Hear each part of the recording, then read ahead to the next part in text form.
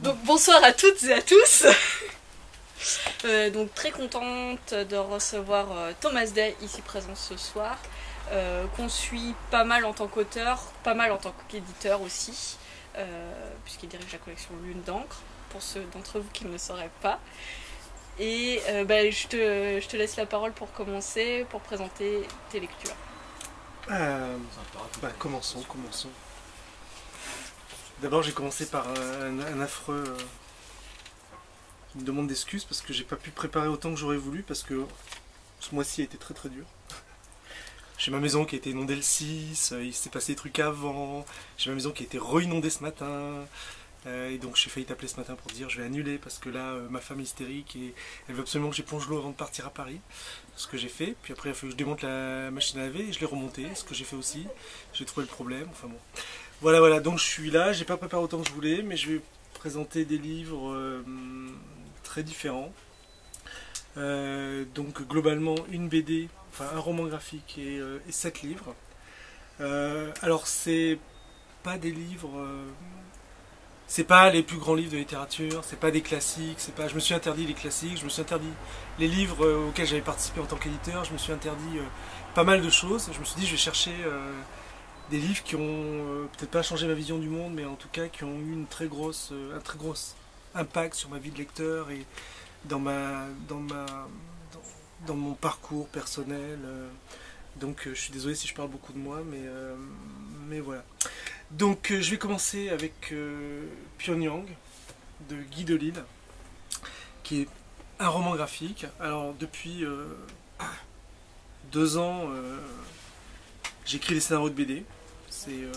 C'est ma tentative de reconversion après 20 ans dans l'édition.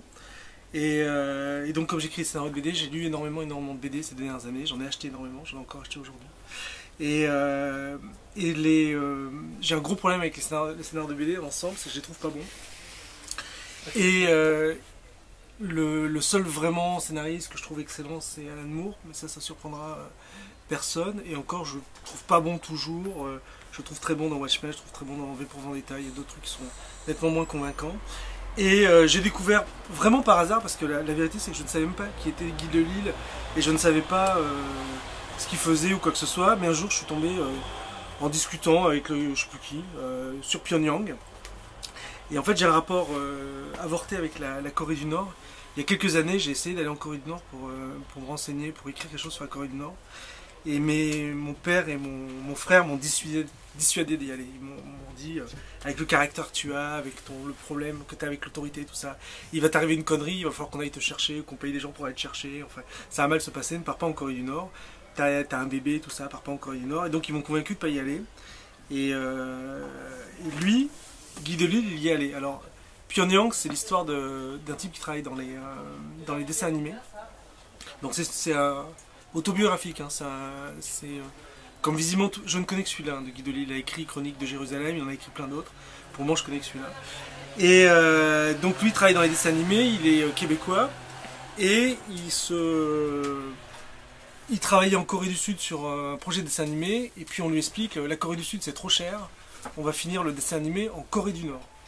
Alors déjà, là, c'est un peu violent comme truc. Et donc, il se retrouve en Corée du Nord. Et alors, ce qui est absolument génial, c'est la distance qu'il met avec tout ce qui lui arrive, avec la description de la Corée du Nord, qui est quand même une planète étrangère à portée d'avion, quoi, même si c'est compliqué d'y aller.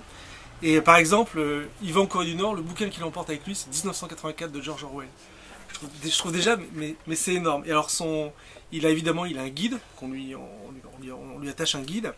Donc le guide l'oblige à aller fleurir, dès son arrivée, il est arrivé depuis 3 minutes, on va fleurir la tombe de Kim Jong-il, donc on l'amène en minibus à la tombe de Kim Jong-il, on lui donne une gerbe de fleurs, il pose la gerbe de fleurs, on fait une photo, il faut qu'il soit souriant, donc il sourit et tout.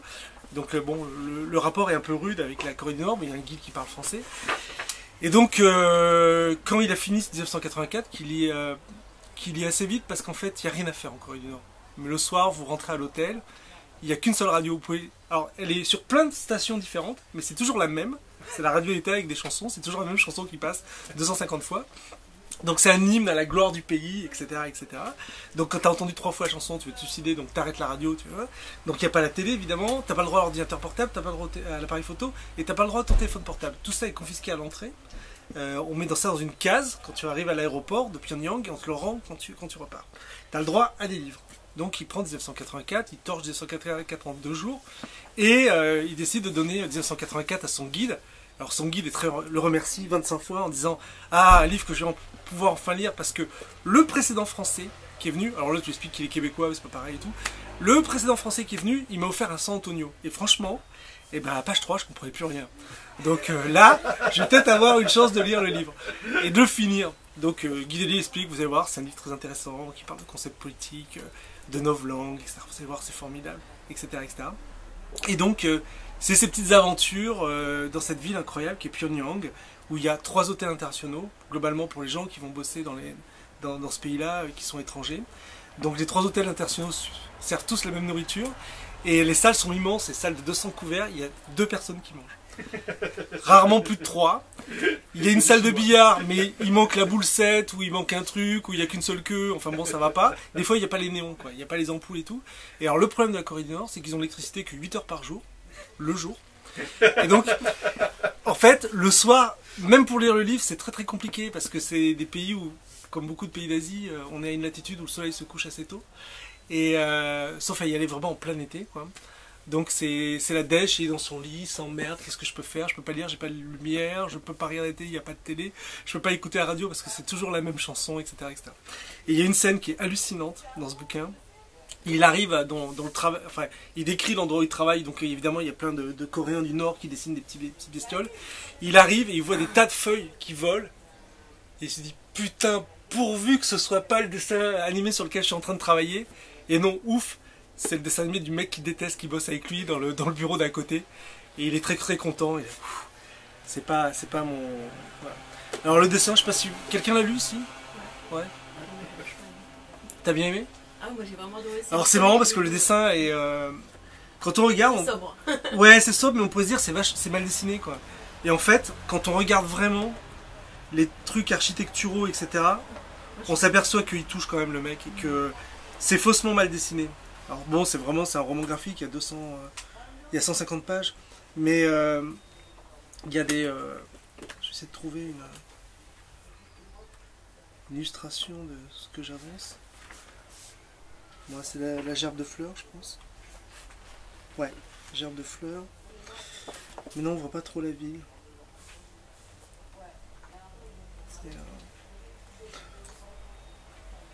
Enfin, il y a des pages qui sont vraiment belles quand même. Enfin, il y a des trucs, voilà. Et donc, si vous vous intéressez à la Corée du Nord, qui est vraiment un des rares pays sur Terre, enfin, je pense le pays le plus étrange au monde, je vous conseille Pyongyang de Guy Delisle. Et évidemment, c'est très très drôle. Alors, j'en ai fini avec la BD. Ça aurait été trop simple de prendre Watchmen, mais bon, c'était la première idée que j'avais eue, mais je me dis, bon, Watchmen, tout le monde connaît, ça sert à rien. Dans la section de livres que j'ai faite, la première, je me suis aperçu avec horreur qu'il n'y avait aucun écrivain féminin, absolument aucun. Et donc je me dis, oh là là, c'est pas possible, je vais être taxé de je sais pas trop quoi, de misogynie, vraiment ça va être horrible. Et puis comme il y a beaucoup de monde ce soir, je me suis dit ça va être affreux, il va y avoir des femmes qui vont hurler, qui vont pas être contentes, voire qui vont me griffer et m'arracher les yeux. Et donc je me suis dit, il faut un écrivain féminin, et qu'est-ce que je peux prendre comme écrivain féminin? Alors j'ai pensé à Joyce Carol Oates, j'ai pensé à plusieurs, à Mary Shelley, j'ai pensé à plein de trucs. Et en fait, je me suis arrêté sur l'écrivain féminin que j'ai le plus lu en quantité, qui est Yoko Ogawa, qui est japonaise. Et une fois que je me suis arrêté sur Yoko Ogawa, j'ai regardé ma bibliothèque et je me suis aperçu que ce qui était important, c'était peut-être pas de trouver le meilleur titre d'Ogawa, parce que c'est probablement le musée du silence ou le livre, j'ai oublié son titre, Cristallisation secrète. Mais peut-être pour ceux qui connaissent pas, et je sais pas s'il y en a ici, vous connaissez tous Yoko Ogawa ou pas? Toi tu as déjà lu plein de fois.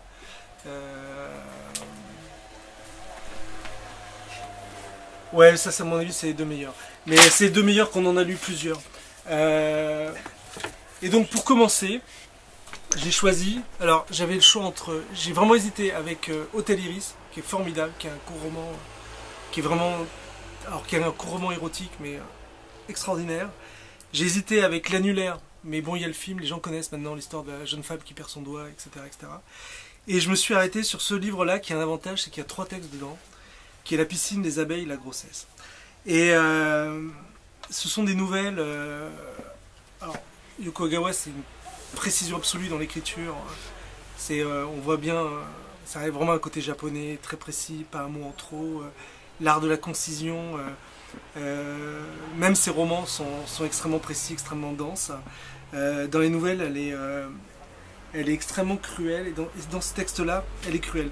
Et notamment, dans le dernier texte, qui s'appelle La grossesse, qui est un des trucs les plus épouvantables que j'ai eu de ma vie, tout en étant jamais épouvantable si vous prenez les phrases les unes après les autres.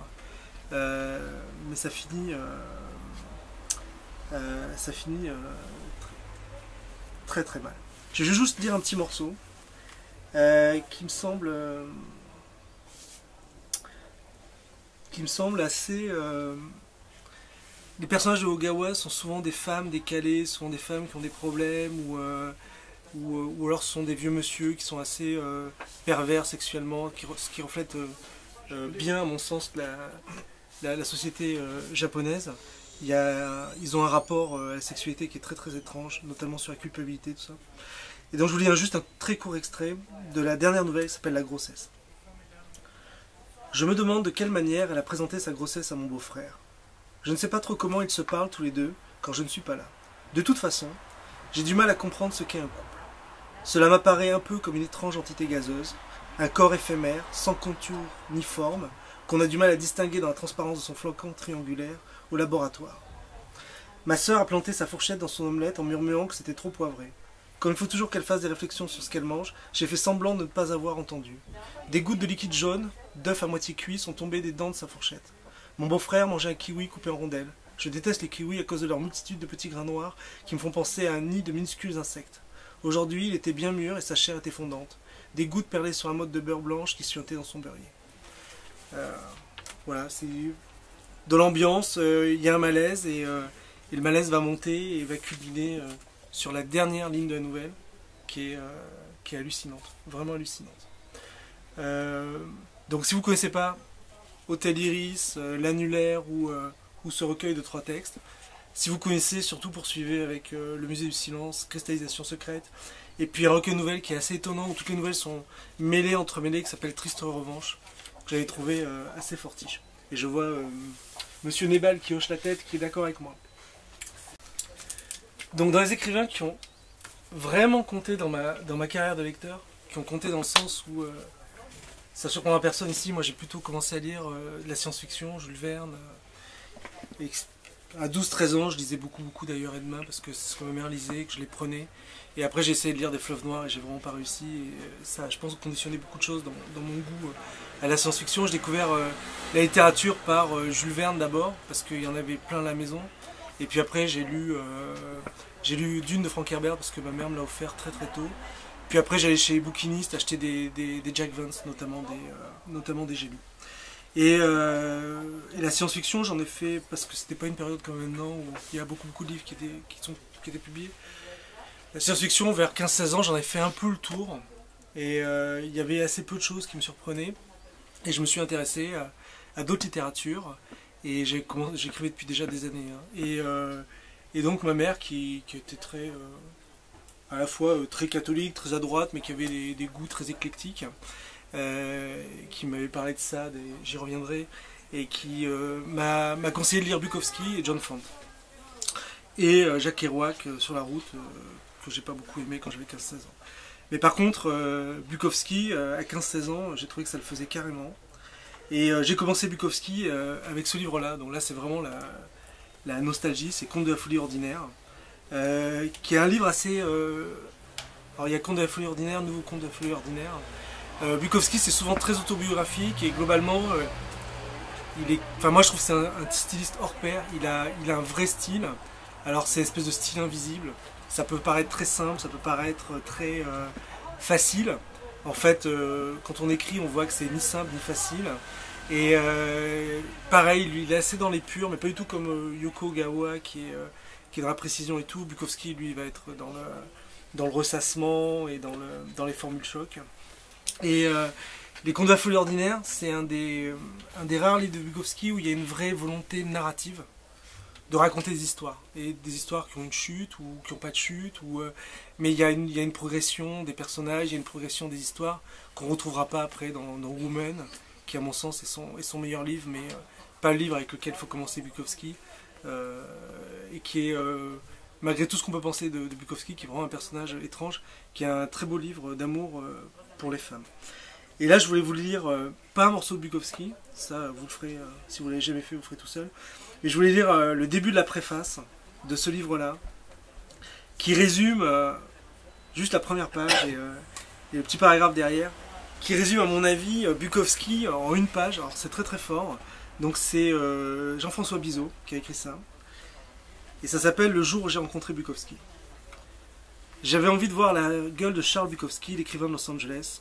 Je voulais respirer de près son haleine épaisse de vieil alcoolo. J'aimais déjà avant ce Rabelais qui carbure à la bière, ce Miller ventru qui débite en toute simplicité d'ignobles vérités. Il fallait que je le rencontre, que je lui cause, et surtout, il fallait traduire ses textes. On m'a donné son adresse au Los Angeles Free Press, le journal underground qui a été racheté par la mafia. Je sonne chez lui, j'attends devant une porte vitrée au rez-de-chaussée d'un pavillon vert pomme, entouré de pavillons tout aussi vert pomme. Il est seulement 12h30, Bukowski doit cuver sa bière. Non, la porte s'ouvre, c'est lui. Il a un énorme bedon blanc et une tronche vérolée de vieil hobro prussien. Par principe et pour voir, il est d'abord méfiant et bourru. Je prononce enfin la phrase magique. I come from Paris. Sourire. Il me fait entrer et va se poser sur un canapé. Je repère des bouteilles de bière dans le décor, on dirait un pavillon témoin des années 50. Et partout des bouteilles de bière, vides, sur la moquette archi-usée, sur les accoudoirs des fauteuils, dans les plis des rondons, sur le lit, sur les chaises, dans une poubelle, au moins 200 bouteilles de bière, beaucoup de Budweiser. À part ça, rien, sauf une machine à écrire sur une petite table et une dizaine de livres qui traînent là, un peu au hasard. Voilà, je trouve Bukowski présenté en une page. Donc nous en France on le connaît parce qu'il est passé chez Pivot et qu'il a fait le con, après avoir bu 5 litres de vin blanc d'après ce que je sais. Mais c'est un putain de grand écrivain et c'est un des rares écrivains qui parle de lui, donc qui parle de l'humain, etc., etc. Donc Bukowski globalement il avait 3 trucs dans sa vie, c'était l'alcool, la baise et les chevaux, les courses hippiques quoi. Et il a fait des tonnes et des tonnes de nouvelles et de bouquins sur 3 trucs. Alors on pourrait se dire ouais bon ça a tourné en rond, etc., etc. Bah non, c'est toujours bien. Alors celui-là il est parfait pour commencer. Après on rentre dans les trucs autobiographiques, Mémoire d'un vieux dégueulasse, Woman, c'est vrai que sont vraiment des bons livres. Et il a une espèce de style, cette espèce de, je sais pas dire, de concision. On est loin de ces écrivains américains qui écrivent des tonnes et tonnes de trucs. Bukowski raconte de super histoires en 10 pages, en 5 pages. Il y a des choses super. Là, dans ce recueil-là, il y a une histoire d'amour qui finit très très mal. Il rencontre une nana qui tapine un peu, qui tapine pas, qui veut pas lui prendre d'argent à lui, mais qui se fait payer par d'autres, etc. Et il tombe amoureux de cette nana, mais en fait, il la voit se détruire. Alors, c'est quand même un mec qui se détruit, qui parle d'une nana qui se détruit. Et je trouve que c'est un personnage étonnant. Et Bukowski, j'aurais aimé parler de Burroughs, mais je ne pouvais pas parler de Burroughs, de tous les auteurs ce soir, mais Bukowski c'est comme Burroughs, c'est des gens qui ont une vie énorme, vraiment énorme, qui ont globalement écrit quasiment que sur leur vie. Alors chez Burroughs c'est très décalé, on est sur le spectre de l'interzone, tout ça, mais globalement il parle que de lui. Mais chez Bukowski c'est plus frontal. Je trouve qu'il y a plus de franchise. Alors toutes les vérités sont pas bonnes à dire. Bukowski n'a peur d'aucune vérité. Et puis il y a quelque chose de fascinant chez ce mec qui était laid, qui était complètement vérolé, qui était complètement alcoolo. Il plaisait à des femmes, il a eu pas mal d'aventures, y compris avec des belles femmes. Il y a une espèce de mystère sur la création littéraire, sur le talent, sur le désir féminin. Voilà, donc ça pour commencer, si vous connaissez, il faut lire Woman. Surtout si vous ne l'avez pas lu. Donc, on sort de Bukowski pour il y a une espèce de lien de parenté. Pour se rapprocher, pas de Bukowski, mais d'un écrivain japonais complètement cinglé. Extrême, vraiment extrême, comme il y a peu d'écrivains au monde comme ça. Donc c'est Murakami Ryu, qui est un écrivain que j'aime beaucoup. J'aime pas tout, mais j'aime plusieurs de ses livres énormément. Et donc il y a deux Murakami, comme vous savez. Il y a Murakami Haruki, que tout le monde aime, que moi j'aime pas. Et Murakami Ryu, que personne n'aime et que moi j'aime. Alors quand je dis que j'aime pas Murakami Haruki, c'est pas vrai en fait. Il y a des bouquins que j'aime bien, comme la fin des temps, comme son bouquin sur l'extrême droite japonaise. Mais globalement, je trouve qu'il a un défaut qui, en tant que lecteur, devient insupportable pour moi. C'est long. C'est long, c'est trop long. C'est étiré. IQ 84, on peut couper les 2/3. Ça serait pas moins bien, voire mieux. Donc il a un côté Connie Willis qui me gonfle. Et j'en ai marre de ces écrivains qui ont besoin de 2 pages pour qu'un mec il sort de sa voiture, quoi. C'est juste pas possible, quoi. Mais un mec sort de sa voiture, ça prend une ligne, quoi. Et qui ont besoin de 8 pages de dialogue pour qu'on comprenne que quelqu'un n'est pas très bien dans sa peau, putain, sérieux. Donc lui, c'est pas du tout ça. Alors j'aurais pu choisir plein de livres de Murakami Ryu. J'aurais pu vous parler de L'île, de Ligne, que j'aime beaucoup, de Bleu presque transparent, qui était son premier roman. J'avais pensé aussi, mais tout le monde connaît Le bébé de la consigne automatique. Et en fait, j'ai choisi Miso Soup parce que pour plusieurs raisons. Alors, d'abord parce que c'est un livre de serial killer et qu'il y a maintenant dans la littérature mondiale, il y a une vraie littérature de serial killer. Il y a suffisamment de livres pour qu'on voit que c'est presque un genre littéraire à part entière. Et donc évidemment, on pense tous, il y a American Psycho, Le silence des agneaux, il y avait Au-delà du mal, je crois, c'est ça, chez Shane Austin. C'était pas Au-delà du mal que ça s'appelait. Enfin bon, il y a un paquet de livres très bons sur les serial killers. Il y avait Le diable dans la cité blanche, sur l'Expo universelle, vous n'avez pas lu ça? Et qui est tiré d'une histoire vraie, qui est en fait le premier serial killer américain à Chicago. C'est H.H. Holmes. Et il avait tué 90 personnes, quoi. Enfin, c'est un truc de fou. Et il y a un très bon bouquin, j'avais essayé d'acheter pour de Noël, donc ça s'appelle Devil in the White City. Je crois qu'ils ont traduit par Le diable dans la cité blanche. Enfin, peu importe. Il y a beaucoup de livres sur les serial killers. Et le serial killer, jusqu'à preuve du contraire, c'est un truc qui est né à Londres dans la vie industrielle avec Jack l'Éventreur. C'est vraiment ça l'acte de naissance de cette figure. Donc globalement, le XXe siècle est né en 1888. Et là, après, c'est une figure qui est devenue américaine avec tous les serial killers américains qu'on connaît, les campers et compagnie. Et c'est quelque chose de très, justement, American Psycho. Je trouve que Preston Ellis, il a très bien montré ça, et que le serial killer, quelque part, c'est une figure occidentale, une figure de l'ère industrielle et de la modernité. C'est une espèce de continuation du Dieu est mort de Nietzsche, quoi. Dieu est mort et les serial killers arrivent, quoi. Et l'avantage de Miso Soup, c'est que c'est un point de vue asiatique sur les serial killers. Et alors, je soupçonne Murakami Ryu d'être suprêmement intelligent, pour moi d'être très intelligent. Son serial killer, évidemment, il est américain, parce que sinon, son livre n'a pas de sens. Et parce qu'il se place dans une espèce de continuité de ce tueur occidental, société industrielle, fin des croyances, fin du côté pas forcément religieux mais spirituel. Et donc on va suivre un serial killer américain, et on va le suivre par des coupures de presse, enfin pas vraiment. On va le suivre par son guide. C'est-à-dire que cet Américain, il arrive à Tokyo, et officiellement entre guillemets, il veut de la pute. Il veut de la petite japonaise, il veut s'éclater, il veut s'en payer une tranche. Et pour qu'on est occidental, qu'on arrive au Japon, c'est toujours un choc, c'est toujours très compliqué. Et donc il prend un guide. Et il prend un guide qui s'appelle Kenji. Je m'appelle Kenji. Je me présente humblement. Je me prénomme Kenji. Salut, moi c'est Kenji.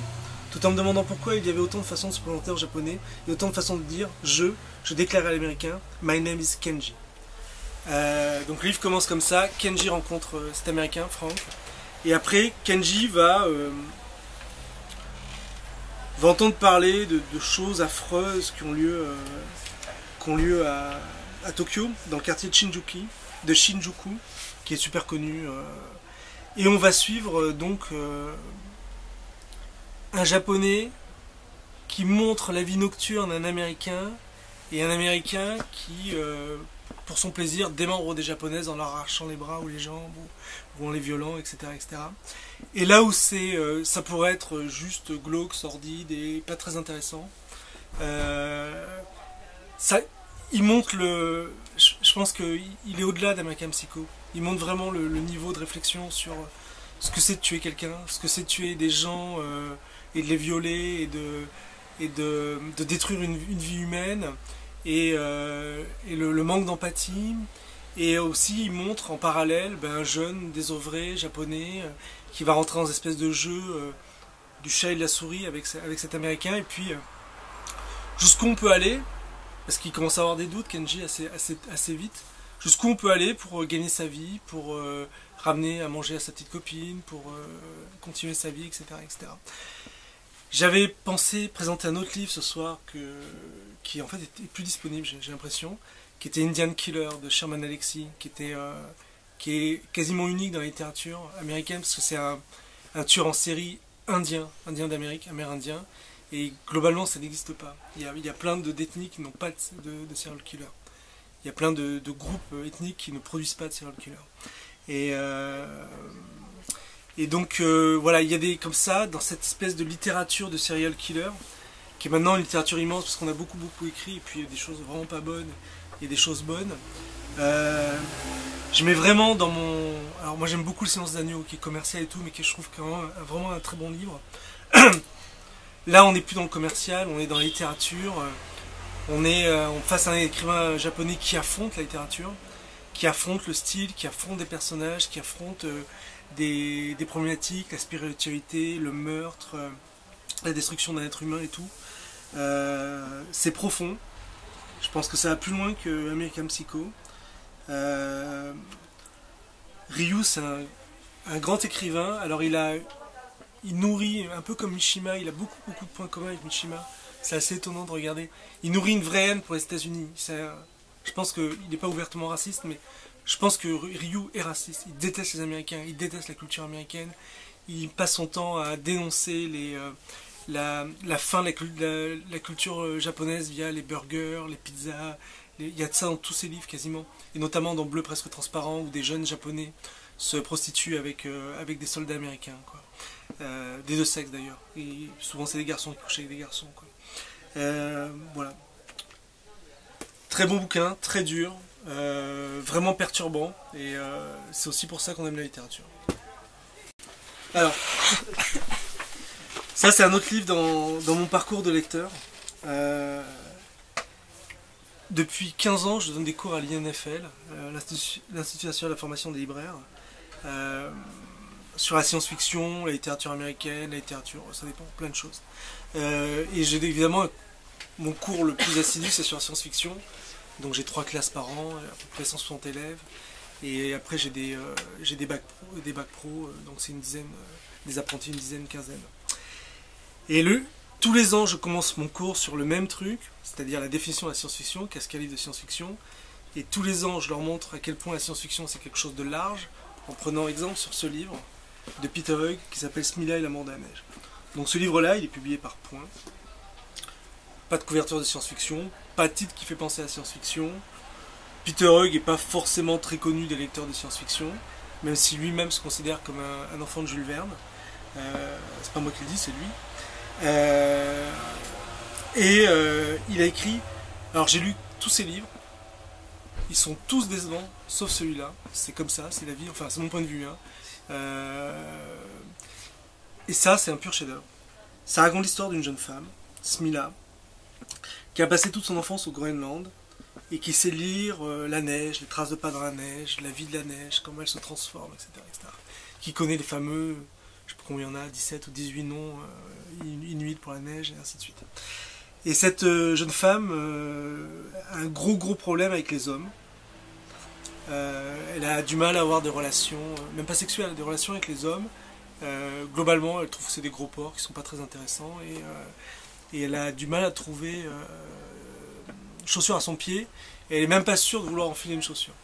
Et au début du livre, elle rencontre sa voisine d'en dessous, qui est une Groenlandaise alcoolique, qui ne s'occupe pas de son fils, qui a 7-8 ans. Et donc Smilla va tomber amoureuse de cet enfant, alors c'est un amour très platonique. En tout cas, elle va devenir une espèce de mère pour cet enfant. Elle va lui montrer la beauté des mathématiques et tout en lui montrant la beauté des mathématiques, elle va lui montrer l'ignominie de l'espèce humaine, l'ignominie des hommes. Ça va transparaître qu'elle déteste vraiment les hommes, qu'elle n'aime pas les femmes, hein, c'est juste qu'elle a un vrai problème avec les relations humaines et avec les êtres humains en particulier, avec les êtres masculins en particulier. Et donc elle va se lier d'amitié avec ce garçon, dont elle s'occupe très très bien. Et elle va globalement empêcher sa pochetronne de voisine de se noyer dans son bain, de tabasser le gamin, etc., etc. Un jour, elle rentre d'une balade en Copenhague. Copenhague en hiver, très froid, très dur. Mais elle aime bien se balader, elle aime bien le froid vivifiant. Et le gamin est sur le trottoir, le crâne éclaté. Il est tombé du toit, il est mort. Et l'univers de Smilla s'effondre. Elle avait quasiment que ça qui la reliait à l'espèce humaine. Et d'un seul coup, elle n'est plus du tout liée à l'espèce humaine. Et dans une espèce d'élan qu'elle n'arrive même pas à comprendre elle-même, elle bouscule les policiers, elle bouscule les ambulanciers, et elle monte voir sur le toit ce qui s'est passé. Parce que les Groenlandais ont le vertige. C'est un truc génétique chez eux, comme les Indiens d'Amérique ne peuvent pas boire d'alcool. Les Groenlandais ont le vertige. Le Groenland, c'est tellement plat, machin et tout, génétiquement, ça fait générations et générations qui sont habituées à être sur un truc qui fait au maximum 3 mètres. Donc il ne peut pas être monté sur le toit comme ça. C'est pas possible. Il ne peut pas être monté sur le toit. Donc elle regarde les traces de pas dans la neige sur le toit, etc. Et elle voit que la façon dont le pied a tourné, la façon dont la neige a été enfoncée, elle voit que le gamin avait peur, qu'il était terrifié, vraiment terrifié. Et donc, pour elle, c'est clairement quelqu'un qui a fait peur à cet enfant, et c'est une tentative de meurtre, c'est pas un accident, c'est pas un truc qui arrive par hasard. Smilla est la fille de quelqu'un de très important à Copenhague, et donc ce qu'elle déteste faire, mais elle contacte son père pour avoir un peu des contacts, et elle arrive à interroger le médecin légiste qui a fait l'autopsie de l'enfant. Et en fait, ce médecin légiste va lui raconter une histoire qui est assez étonnante. Cet enfant avait une ponction dans la jambe, qui est un acte d'examen extrêmement violent, c'est-à-dire qu'on plante une énorme seringue dans le muscle pour retirer une portion du muscle, pour pouvoir l'analyser. Et cette ponction a été faite, je ne sais plus si c'est post-mortem ou anté-mortem, en tout cas elle a été faite au moment de la mort de l'enfant, juste avant ou juste après. Et donc Smilla mène son enquête, et elle s'aperçoit que cet enfant, sa mère, elle reçoit de l'argent de l'institut de recherche groenlandais. Et Smilla va mener son enquête.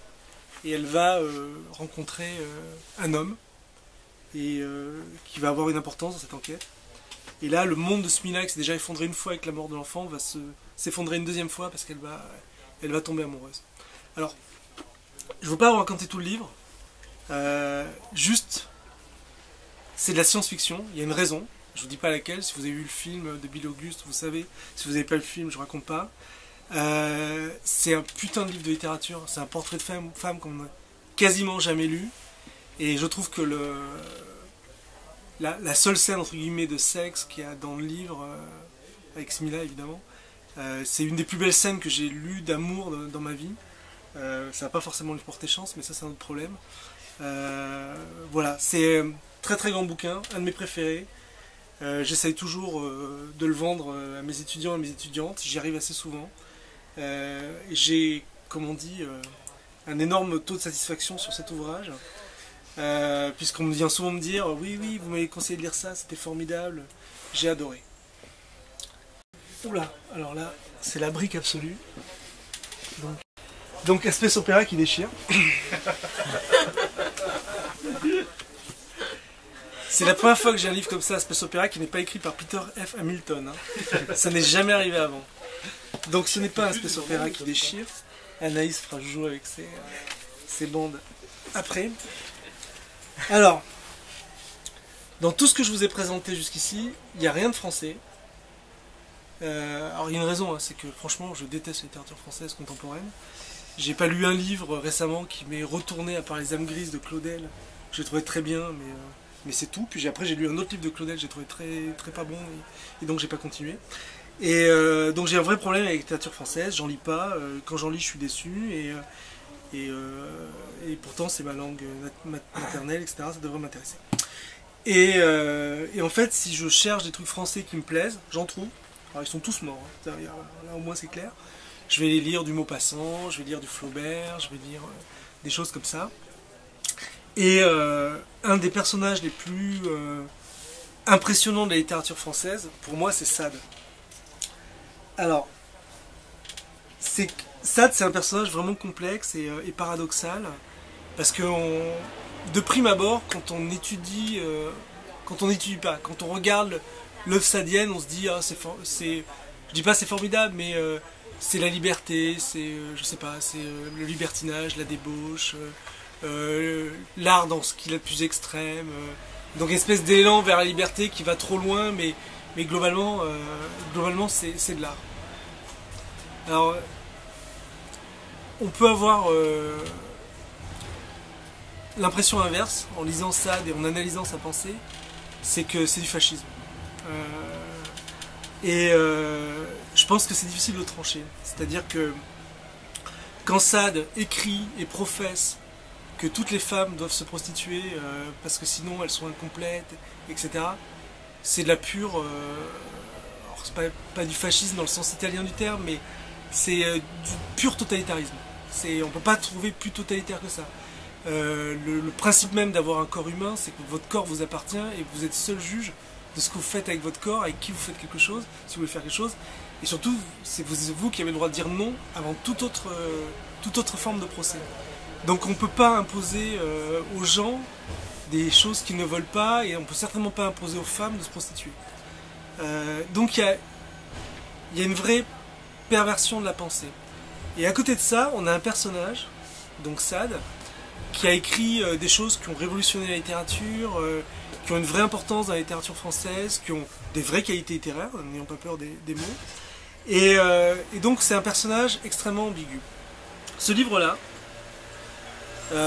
donc c'est un livre de Jean-Jacques Pauvert, l'éditeur, Sade vivant. Je crois pas qu'il y ait de travail plus complet sur Sade. Alors évidemment, Pauvert est un adorateur.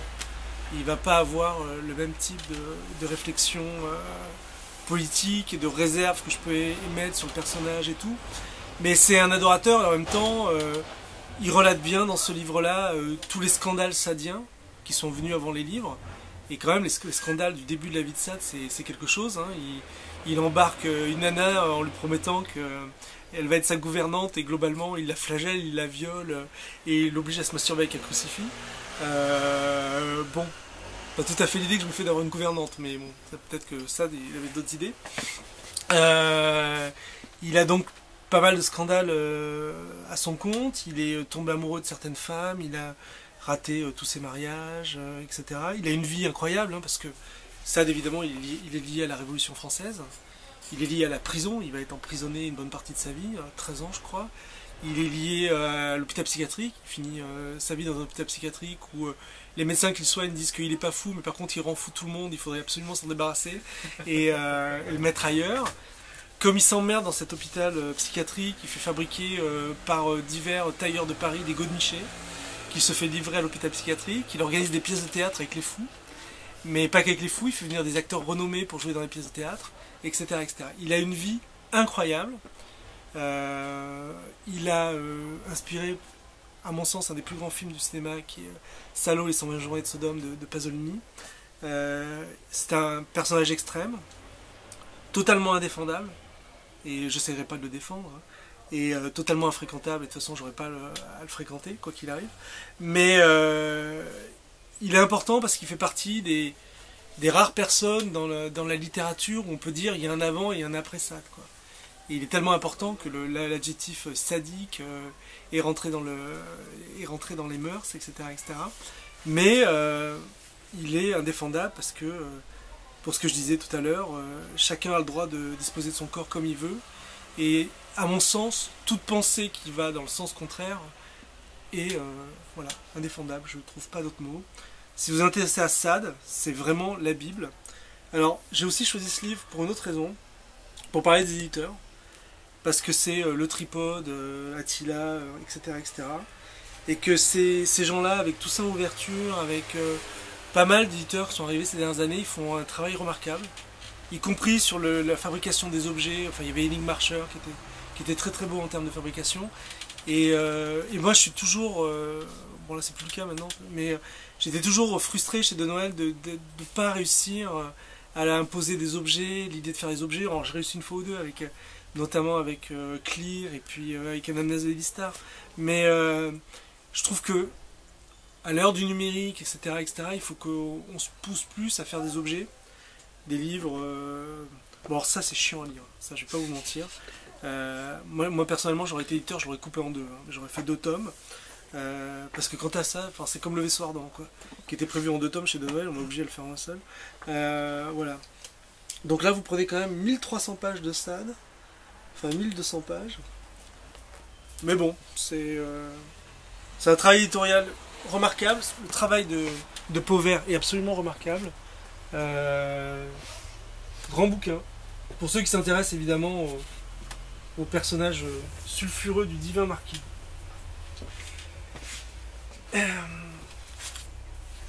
Et donc je vais terminer avec ce qui est probablement mon écrivain préféré. Fort probablement. Américain. Comme il se doit. Et donc c'est un écrivain qui est perdu pour la cause depuis quelques années, mais quand il n'était pas perdu pour la cause, il faisait de grands livres. C'est Cormac McCarthy. Un écrivain cinglé. Alors, évidemment, pour les gens qui ont déjà lu Cormac McCarthy, le chef-d'œuvre c'est Suttree, mais je peux pas vous conseiller de commencer par Suttree, c'est pas possible. Un enfant de Dieu, c'est très très bien pour commencer, mais je choisis deux livres qui... enfin, au début, je voulais commencer et finir sur McCarthy, mais bon. Et puis on a eu un problème de disponibilité, et puis pas de problème de disponibilité, enfin bon, voilà, on a les livres. Donc je vais vous parler de 2 livres, qui sont à la fois très proches et très différents. Donc le premier, c'est De si jolis chevaux. C'est une histoire... globalement, si je devais le résumer en une phrase, c'est la fin des cow-boys.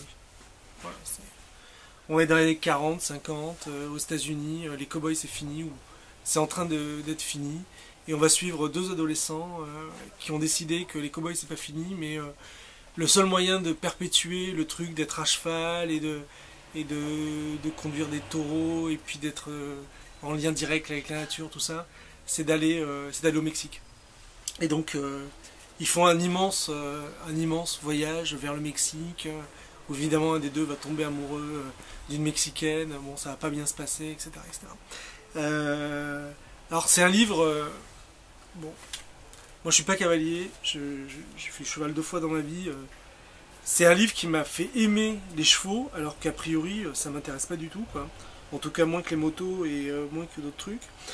Et c'est un livre incroyable dans sa langue, dans son écriture,